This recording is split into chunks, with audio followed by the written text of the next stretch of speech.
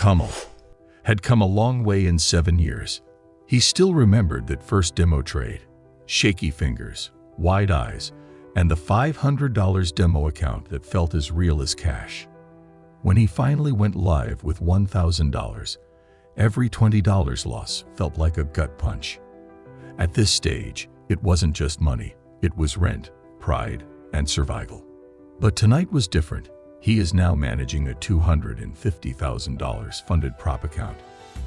And the trade in front of him, he was risking $1,000 to make $3,000. Same setup, same strategy.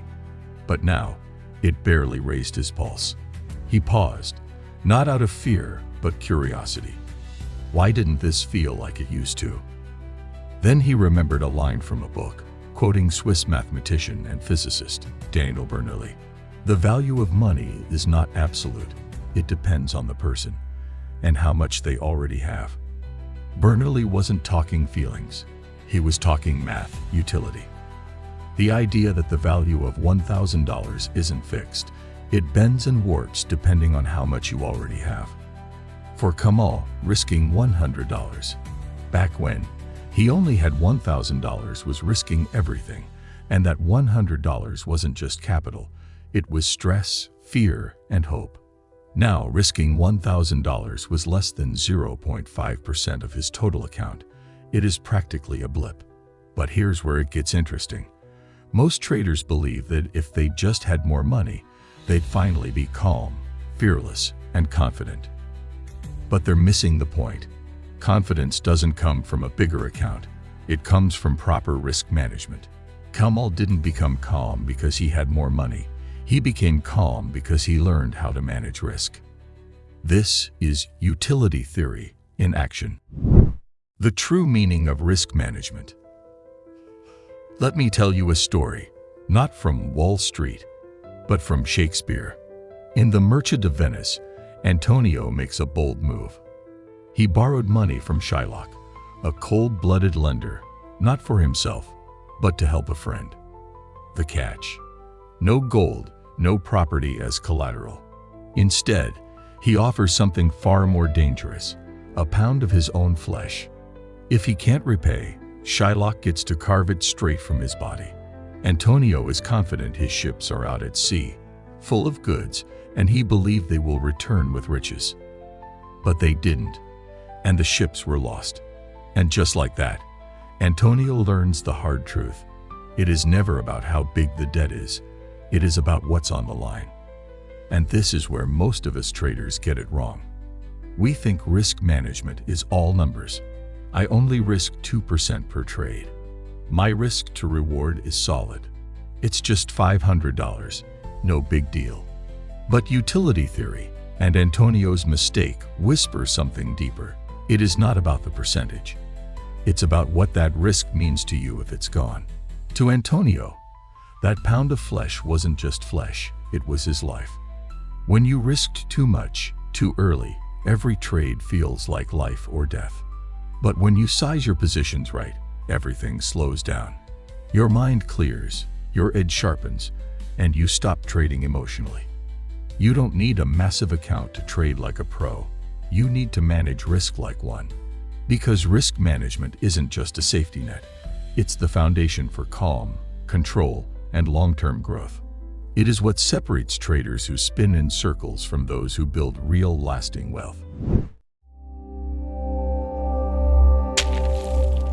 Intermittent reinforcement.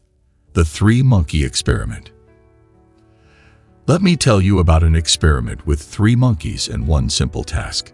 Each monkey had to complete the same activity, but how they were rewarded for completing the task was interesting. Monkey 1 did the task and got rewarded every single time. It was simple and predictable. The monkey quickly learned the system.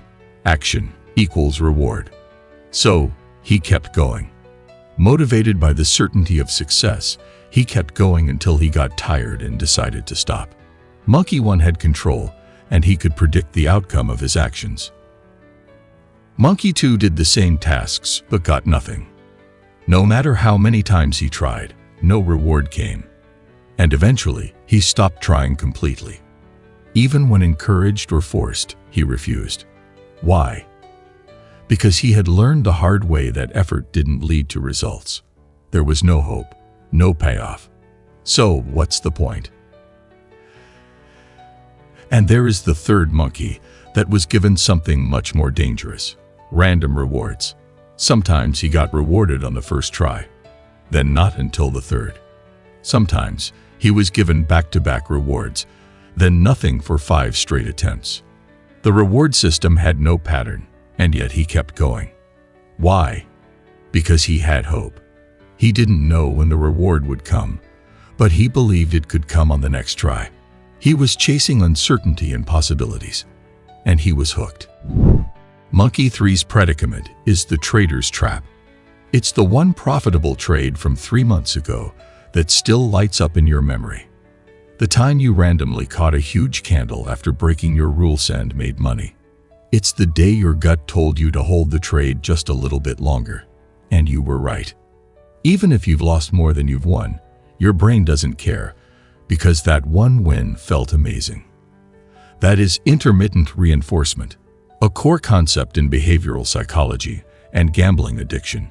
It's when random rewards create the strongest and most lasting habits. So it's not a lack of discipline that's keeping you stuck in losing markets, and it's not a strong belief in your edge.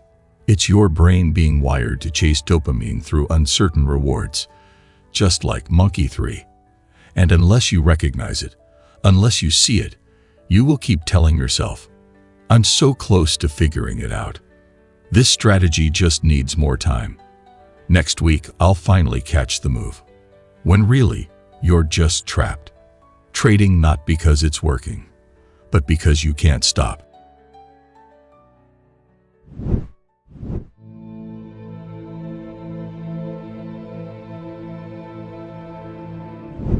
Richard Fuscone was everything you'd want to be as a trader and an investor.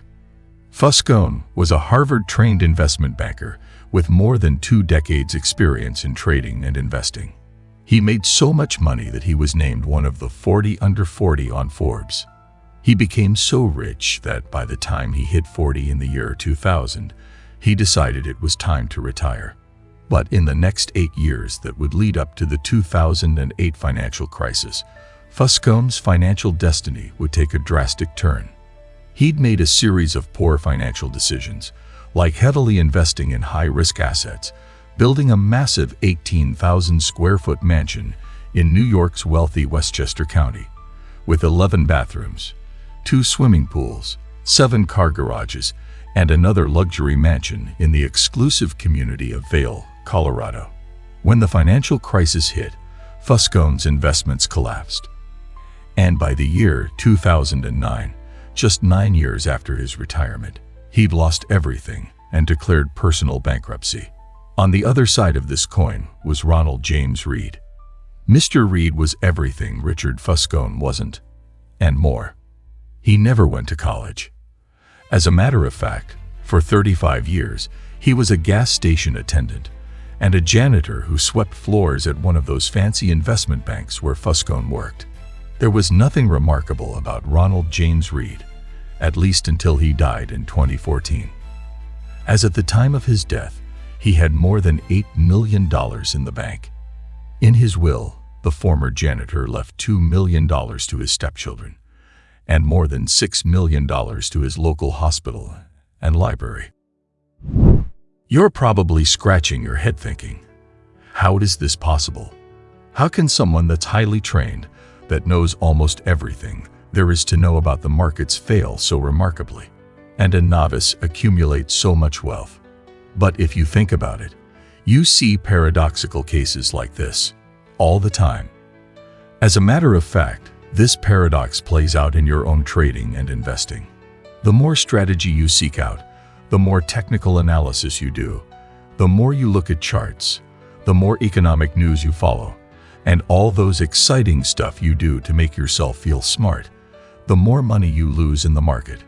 And when you do the seemingly simple, mind-numbingly boring stuff, like stick to a single strategy for years, manage your risk like your life depended on it, take those little profits out of the market, while simultaneously cutting your losses sooner, your bank seems to grow. Not the exciting type of growth you see on Instagram, but growth nonetheless. You should have also seen this paradox in your daily life and around money outside of trading. You've probably found that the more you do, the harder it is for you to earn money. And even much harder is retaining the few dollars you've managed to earn. It's like money has its own mind, its own language that you don't quite understand. And this mind, this language, is the psychology of money. The psychology of money simply means your behavior and attitude towards money. These behaviors and attitudes are innate soft skills that everybody exhibits around money.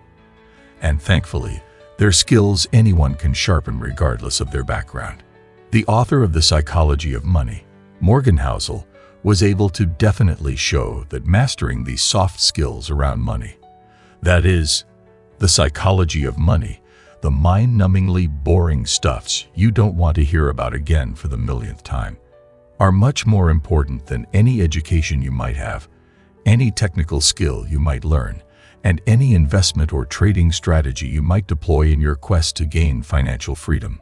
The dichotomy of these boring soft skills and the exciting technical skills was what separated Ronald James Reed and Richard Foscone. It is what's been stopping you from achieving trading success and becoming a wealthy investor.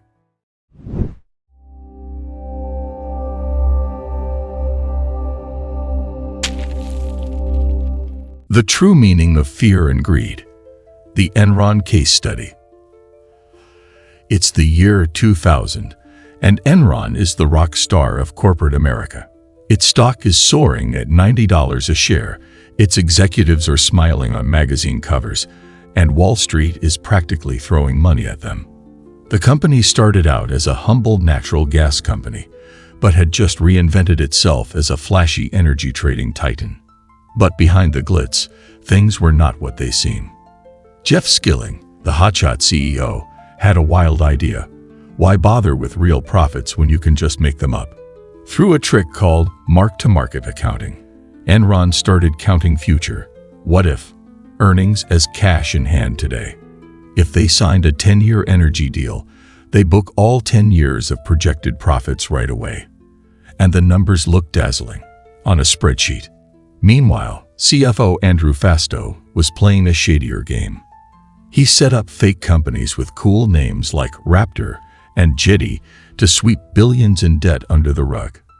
These weren't real businesses, just financial sleight of hand to keep Enron looking strong while it was secretly drowning in red ink.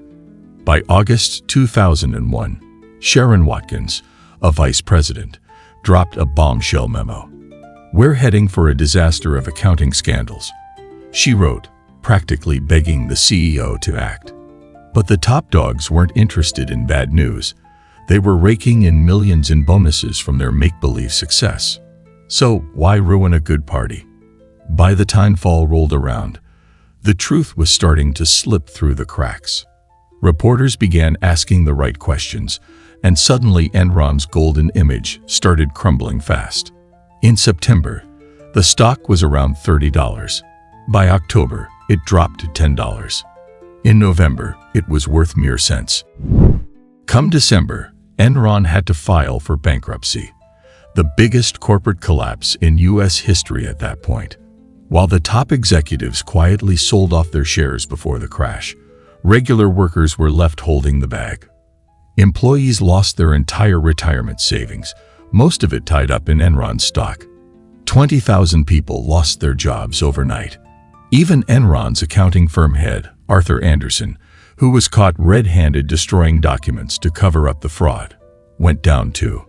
Jeff Skilling, former CEO of Enron, was sentenced to 24 years in prison, later reduced to 14. Andrew Fastow, Enron's CFO, who blew the whistle, served 6 years behind bars. Ken Lay, the company's founder and chairman, sadly died before he could be sentenced.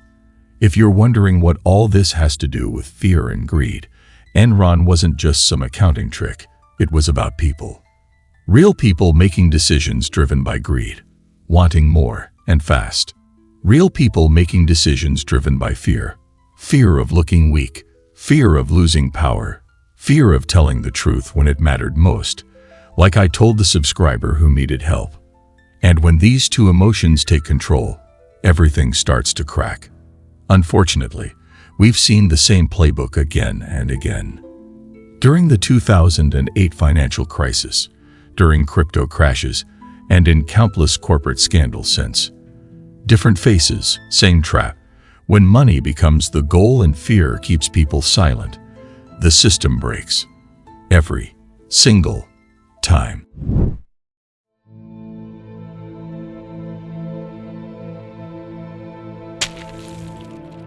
Over 2 decades ago, a young, overconfident trader named Tom made what felt like a genius move. He shorted the Dow Jones at an all-time high. And for a moment, it seemed like he was right, but had he waited just 3 months, it would have been brilliant. Instead, he got margin called. Back then, brokers didn't rush in to save you with margin calls. They let you spiral into debt. And Tom, he did what many of us would do. He deposited more money, tried to fix the mistake, doubled down, stared at his screen like a gambler chasing a miracle, and lost 2 months of salary in the process. After this blow-up, Tom started working with a broker. This allowed him access to data of retail traders all over the world. And for years, he watched these retail traders fail. Doctors, analysts, even people with PhDs in economics were failing. Left, right, and center. No one was immune. And quietly, Tom started noticing a pattern. The winners weren't the smartest or the fastest. They were the ones who could handle pain. But before Tom could become one of the successful, profitable traders, he had to make a psychological shift. The shift came in 2009, when an emotionally drained and financially wrecked Tom left trading behind and walked the Camino de Santiago, a 500-mile pilgrimage across Spain. Alone, blistered, sleepless, he carried not just a backpack, but years of failure on his shoulders. That's where he met a man who changed everything for him. This man was an ex-Navy SEAL turned Hollywood producer. Their conversations weren't just about war or films. They were about fear, focus, and mental reprogramming. Training is nothing, the SEAL said. The will to act is everything. We don't just train our bodies. We train our brains, so when chaos hits, we don't flinch, we execute. And that's when it clicked for Tom. Tom went back home, not to trade, but to study. He spent months reviewing every losing trade, every emotional misstep, every time he let fear make the call. He rewired his brain to accept pain, to hold winners longer, to cut losers faster, to think like a SEAL under fire. When he returned to the markets, his win rate actually dropped. But his profits, they exploded. Tom started teaching people this newfound psychological aspect of trading. He began training people how to become better traders. And coincidentally, after some time, a brokerage CEO showed Tom a chart that illustrates that Danish retail traders were outperforming the world. Why? He wondered. Well, because these were traders Tom had trained. He had trained them not with setups or secrets, but with emotional discipline. These Danish traders didn't trade more, they traded less. And most importantly, they didn't avoid losing. They just learned to lose better. If you have been wondering, yes, this is Tom Hugard's story. And Best Loser Wins isn't just another trading psychology book. It's the kind of truth most traders aren't ready for, until they've suffered enough to hear it. If you've ever blown up an account, questioned your sanity, or wondered if you're just not cut out for trading, this book, this story, and this video might just be the turning point.